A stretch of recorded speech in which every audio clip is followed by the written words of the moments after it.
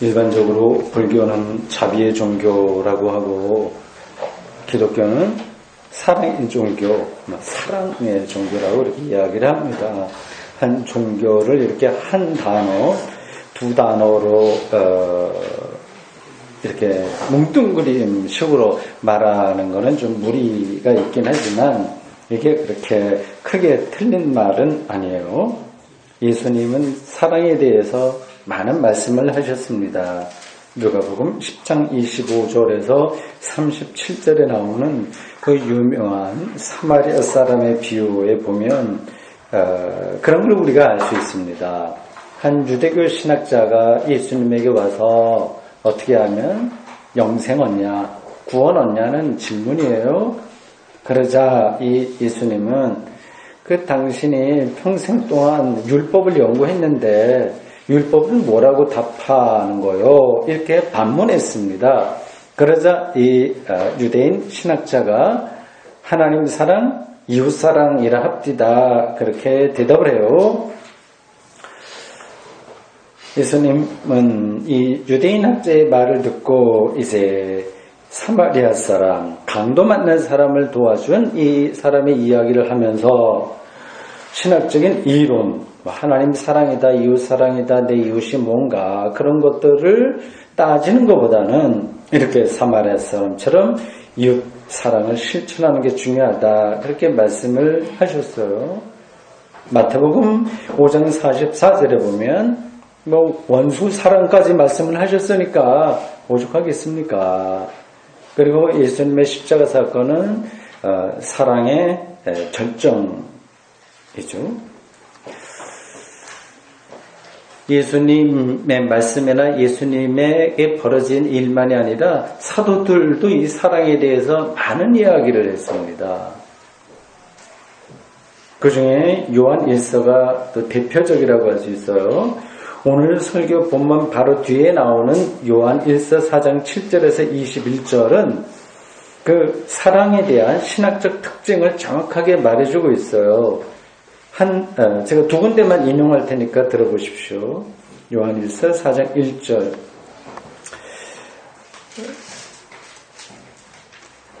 사랑하는 자들아, 우리가 서로 사랑하자. 사랑은 하나님께 속한 것이니 사랑하는 자마다 하나님께로부터 나서 하나님을 알고. 16절 다음과 같습니다. 하나님이 우리를 사랑하시는 사랑을 우리가 알고 믿었노니 하나님은 사랑이시라. 사랑 안에 거하는 자는 하나님 안에 거하고 하나님도 그의 안에 거하시느니라. 익숙한 이야기죠. 대다수의 기독교인들은 이러한 구절들을 잘 알고 있고요. 그리고 아주 감동적으로 받아들입니다. 조금 격하게 반응하는 분들은 이 구절을 직접 쓰기도 하고 또 외우기도 하는 분들도 있어요. 그래서 이런 말씀을 대할 때마다 하나님 사랑해야지. 또 하나님 우리를 사랑하시는구나. 내가 이웃도 사랑해야지. 가족도 사랑하고 또 여러 사람들을 사랑해야지. 이렇게 다짐합니다. 그러나 또 어떤 사람들은 좀 다르게 반응을 합니다. 그 좋은 이야기이긴 한데 그러나 우리 실제 삶에서는 좀 실감하기 힘들다. 그렇게 생각하는 분들이 있습니다. 그리고 조금 더 나가면 이런 말씀들을 불편하게까지 생각합니다. 뭔가 찜찜한 거예요. 여러분들은 어떻습니까? 오늘 설교 본문인 요한1서 3장 16절을 제가 다시 한번 읽을 테니까 이 말씀이 여러분들 마음에 어떻게 이렇게 전달되는지 그냥 판단해 보십시오. 어떤 선입견 없이 그냥 생각해 보십시오. 그가 우리를 위하여 목숨을 버리셨으니 우리가 이로써 사랑을 알고 우리도 형제들을 위하여 목숨을 버리는 것이 마땅하니라.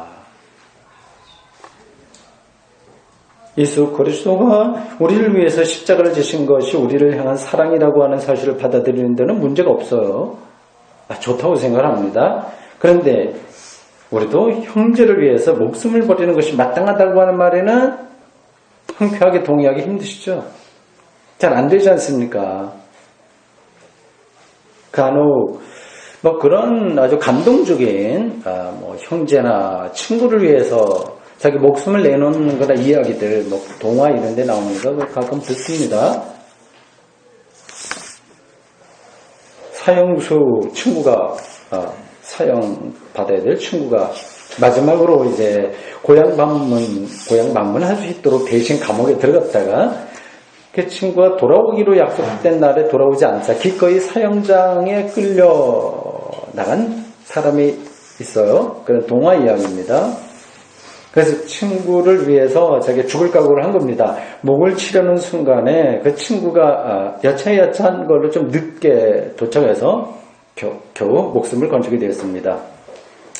이러한 사실을 전해들은 왕이 이들의 우정을 높이 평가해서 사형수마저 살려주었다고 하는 그런 이야기 좀 들어보시죠. 근데 이런 것만이 아니라 자기의 인생을 완전히 희생하면서 이웃들을 위해서 사는 사람들이 있어요. 책에도 나오고 뭐 TV 이런 데도 나옵니다. 아프리카 오지에 가서 나병 환자들을 위해서 자기 삶을 바치다가 젊어서 죽은 뭐 신부도 있고 뭐 이런저런 사람들이 많이 있습니다. 매스컴에 나오지 않은 사람들 중에서도 그런 사람들이 많이 있습니다. 오늘 이 형제를 위해서 목숨을 버리는 것이 마땅하다는 이 이야기를 쓰고 있는 요한도 그런 걸 머릿속에 그리고 있는 것일까요? 아무리 하나님을 잘 믿는 사람이라고 하더라도 이러한 구절, 친구를 위해서 목숨을 버려라, 이게 마땅하다고 하는 것은 부담을 느낄 만한 겁니다. 이런 태도로 세상을 살아갈 수도 없어요. 현실적이지 않습니다. 이 말이. 여러분은 어떻게 생각하세요? 목숨을 버리기는커녕 이웃을 적대적으로 대하지 않는 것마저도 힘들어요. 예를 들자면 여기 카페를 운영하는 어느 신자가 하나 있다고 합시다. 그래서 이 신자가 이 말씀에 충실하게 살겠다고 하는 생각으로 자기 가게에 오는 손님들을 이웃 카페로 다 보낼 수는 없는 거 아니겠습니까?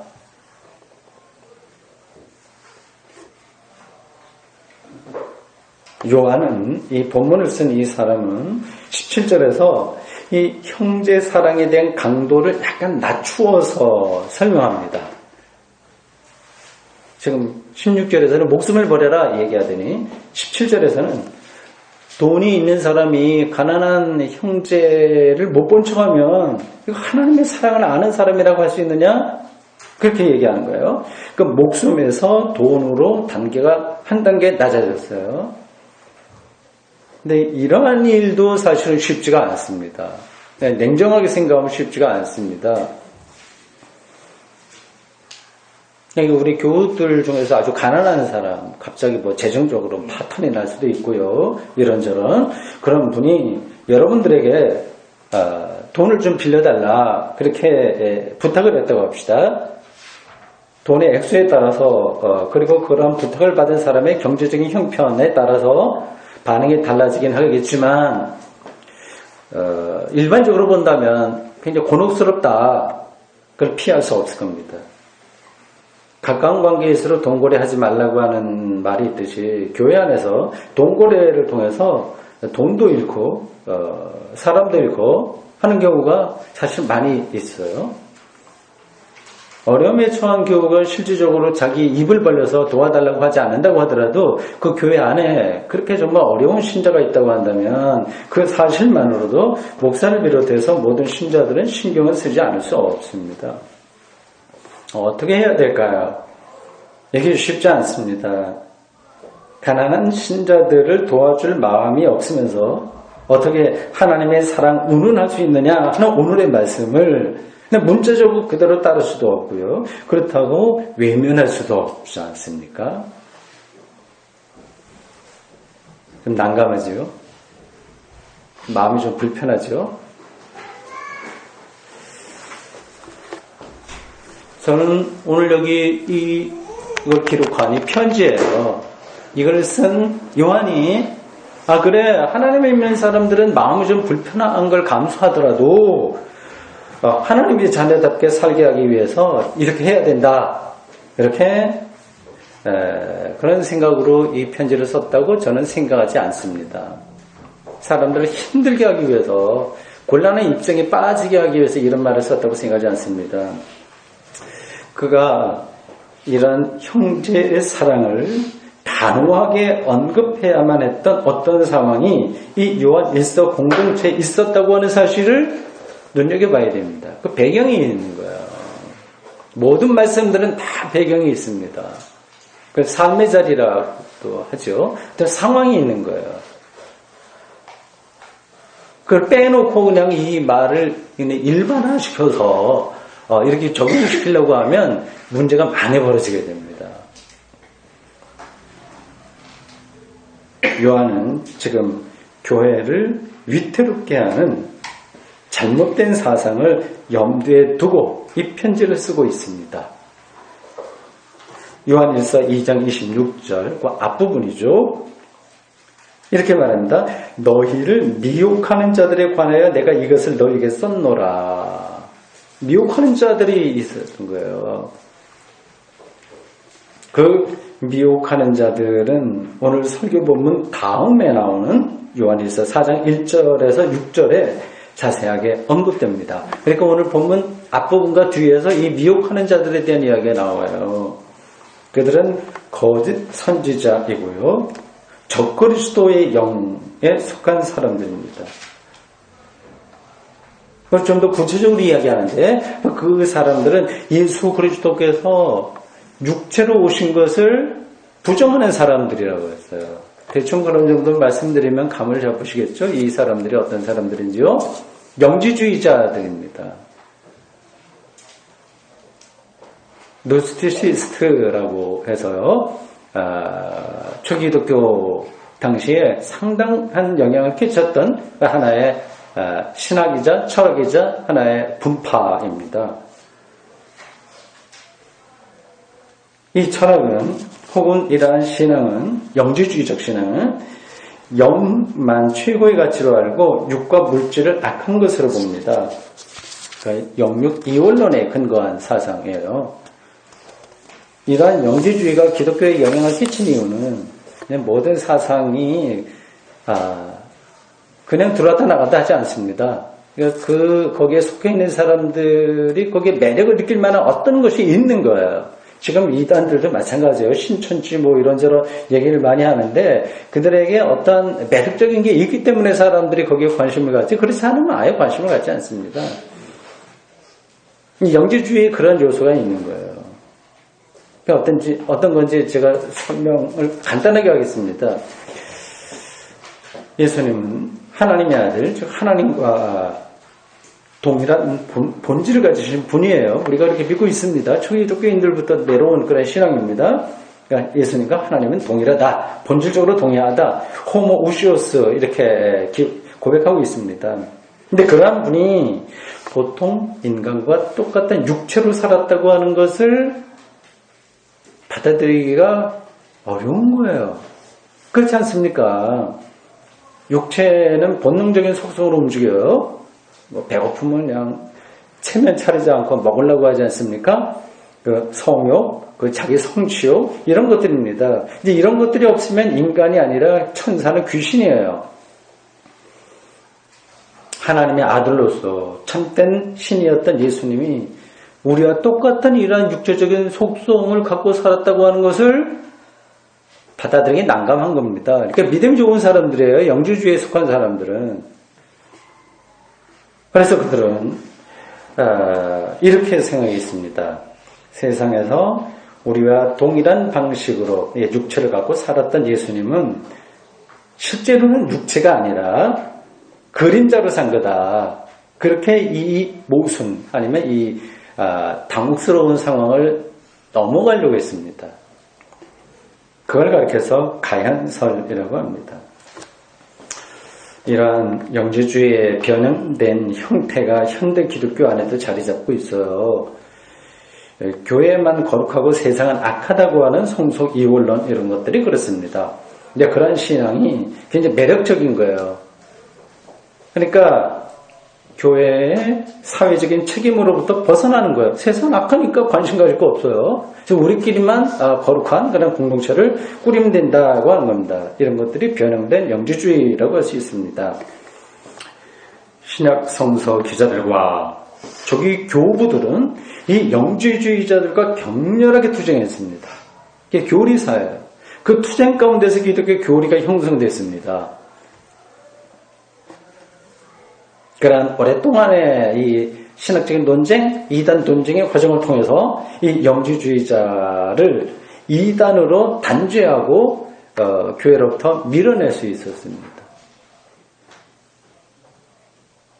하나님이 육체를 입고 정말 실제로 우리와 똑같은 육체를 입고 세상에 오신 분이 예수님이라고 하는 성육신 교리가 이러한 신학투쟁의 결과입니다. 요한 1서를 기록한 이 요한도 그들 교회 안에서 활동하던 영지주의자들과 싸웠어요. 진리 논쟁, 진리 투쟁입니다.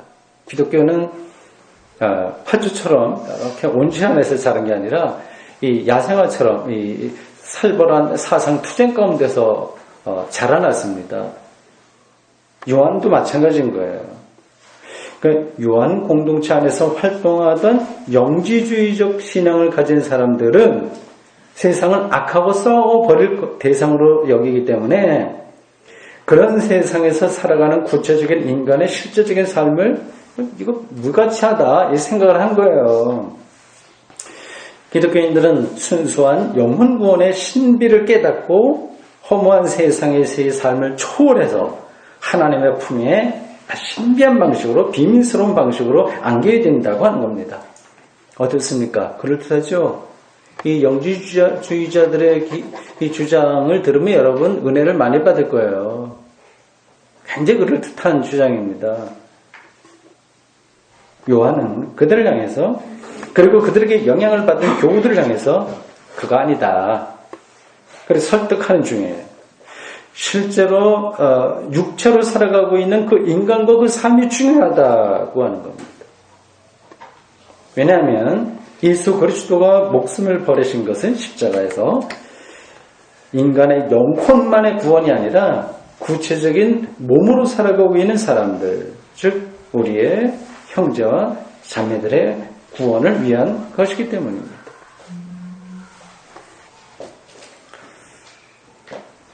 제가 이 영지주의에 대한 이야기를 왜 했는지 이해하시겠죠? 네, 그게 이제 형제 사랑을 말하게 된 아주 과격한 방식으로 말하게 된 이유라고 하는 겁니다. 그렇다면 영지주의 위험성을 경고하기 위해서 나온 발언이라고 한다면 이 요한이 말하고 있는 형제 사랑은 이제 우리가 조금 모른 척하고 살아도 좋다는 말이냐 별로 중요한 게 아니라고 하는 말이냐 하는 질문이 가능하죠. 그렇지 않습니다. 기독교 신앙과 교회 공동체 안에서 사랑은 아무리 강조해도 지나치지 않습니다. 제가 설교 앞부분에서 여러 가지 예수님의 말씀과 그리고 사도들을 통해서 나온 사랑에 대한 강조를 여러분들이 기억하실 겁니다. 그건 아무리 강조해도 지나치지 않습니다. 다만 성서가 말하는 그 사랑이 무엇인지를 정확하게 이해해야 됩니다. 기독교 신앙은 일반화가 아니에요. 아주 구체적인 어떤 것을 이야기하고 있습니다. 사랑하자 그거야 누구나 다 이야기하는 거니까. 이제 그러한 성서와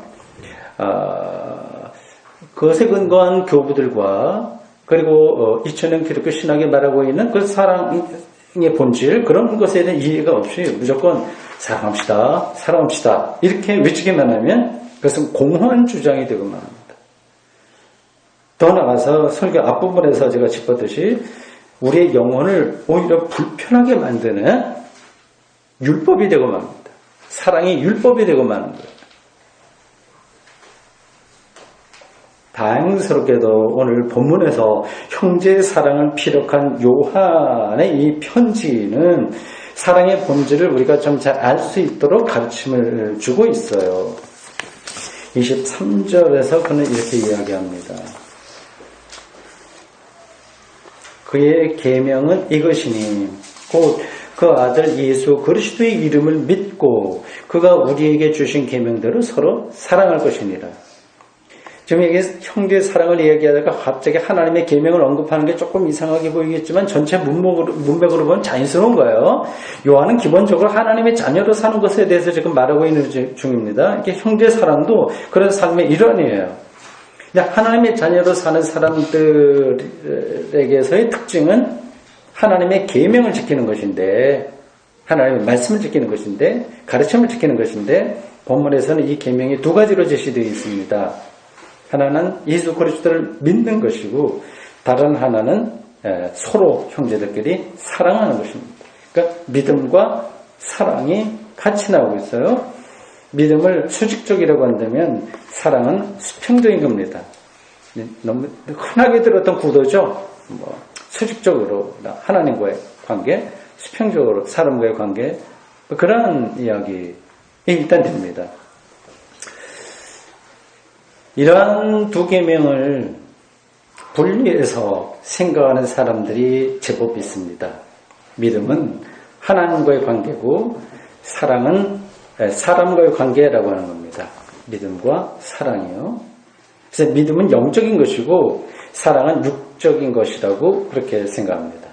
그러니까 하나님과의 관계는 믿음으로 해결되지만 사람과의 관계는 실제 행동이 수반되어야 한다고 이렇게 말합니다. 상당히 합리적인 것으로 보입니다. 지성적이고 인격적인 신앙을 강조하는 신자들은 혹은 그런 교회는 하나님을 믿는 것에만 머물지 말고 신자들이 너무 그렇게 신앙 이기주의에 떨어지지 말고 지금 형제 사랑 그걸 온전히 좀 수행해야 된다고 이제 말합니다. 옳은 주장이에요. 그러니까 세상 사람들에게 비난받을 일을 좀 하지 말고 창피하게 좀 칭찬받은 일을 좀 해야 되지 않냐 그런 주장입니다. 그래서 구제와 봉사와 자비와 긍휼 이런 것들을 자기의 삶에서 실천하려고 노력을 많이 합니다. 저는 그런 분들의 입장을 귀하게 여기지만 완전히 동의하지는 않습니다. 왜냐하면 그런 분들의 생각이 아무리 선하다고 하더라도 사랑에 대한 그분들의 이해가 신앙의 본질에서 약간 벗어나 있기 때문에 그렇습니다. 좋은 거 얘기하는데 왜 벗어났다고 말하냐 궁금하시죠? 저는 여러분들에게 이 문제를 제 개인적인 생각이 아니라 사도 바울의 가르침에 기일해서 설명하겠습니다. 바울은 일명 사랑 예찬이라고 일컬어지는 고린도전서 13장에서 사랑의 본질 혹은 사랑의 능력을 필요로 했어요. 좀 놀라운 편지입니다. 그 중에서 13장 3절만 읽겠습니다. 들어보십시오.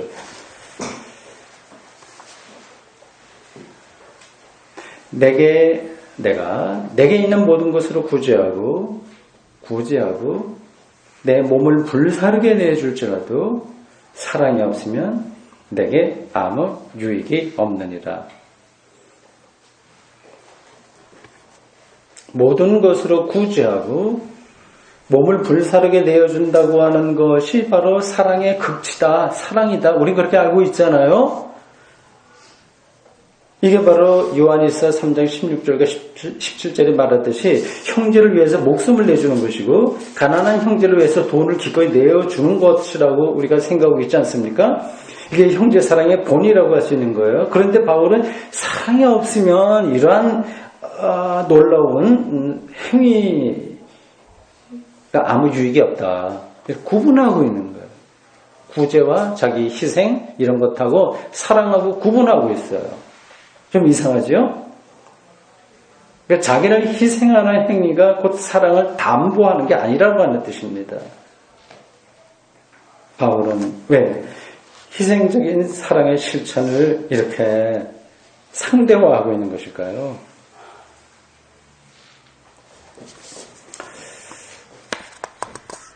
이 바울이 그렇게 그냥 아무런 근거 없이 이런 이야기를 하는 게 아니에요. 현대 사회학자, 심리학자, 어떤 인간학자보다도 훨씬 더 정확하게 인간을 뚫어보고 있습니다. 거기서 나온 이야기예요. 간단하게 설명하면 다음과 같습니다. 이웃 사랑이라고 하는 것은 보통 윤리 실천이에요. 우리가 어떻게 하냐 이제 거예요. 그게 윤리학입니다. 도덕 윤리학이에요. 윤리적인 행위 앞에서 사람에게는 두 가지 아주 근본적이고 실존적인 한계가 있어요. 한계가.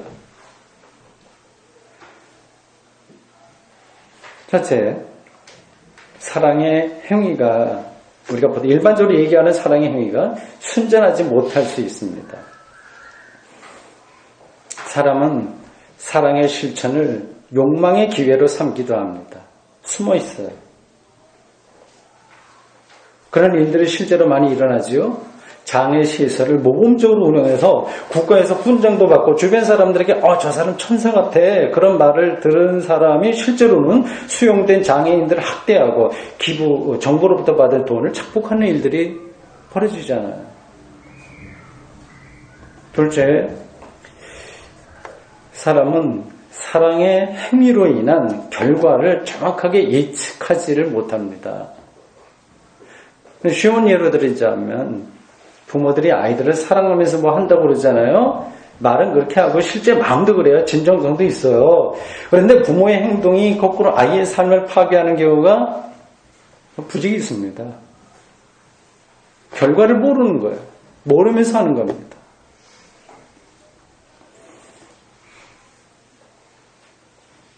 무슨 말인가요?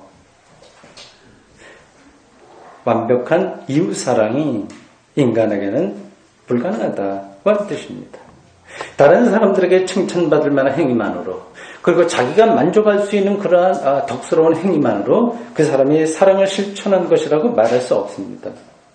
바울이 사랑이 없으면 자기 희생도 구제도 아무 유익이 없다고 말한 이유가 바로 이러한 한계에 근거하고 있습니다.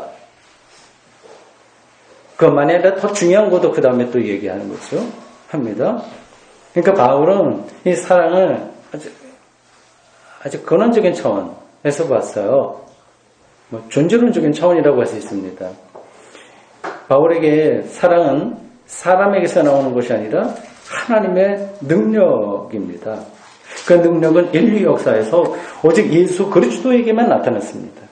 예수 그리스도가 없으면 인간의 모든 사랑의 실천은 곧장 교만이고 탐욕으로 그리고 자기 과시로 떨어질 개연성이 높습니다.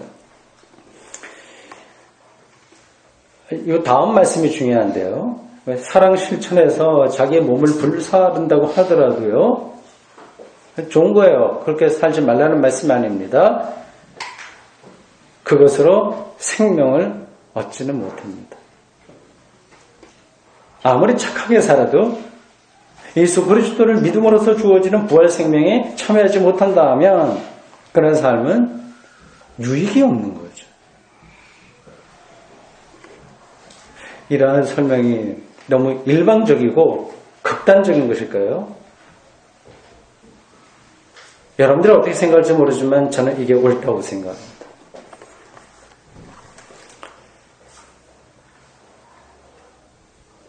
결국 사랑에 대한 설교를 한다고 하면서 형제사랑 예수 잘 믿으라고 하는 말이구나 그렇게 생각하실 겁니다.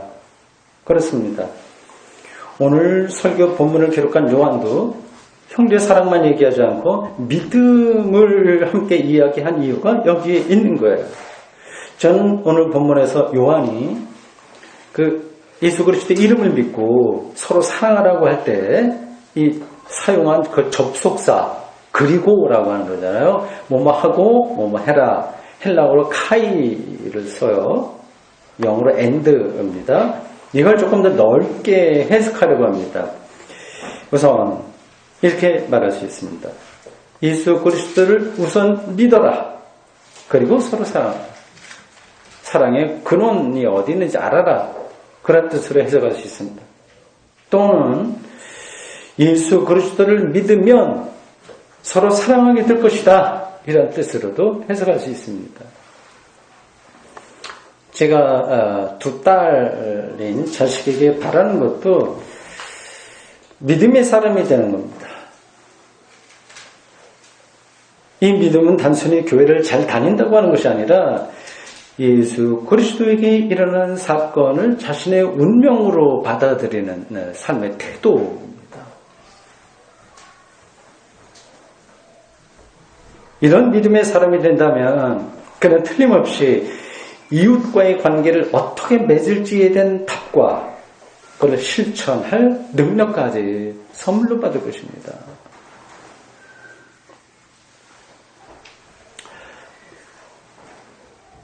신학적인 이론으로는 당신 말이 옳지만 실제로는 그렇게 잘 안 된다 생각하는 분들도 있으시겠죠. 오늘 설교 마지막 대목으로 그분들에게 제가 어떤 말인가를 해드려야 되겠는데요.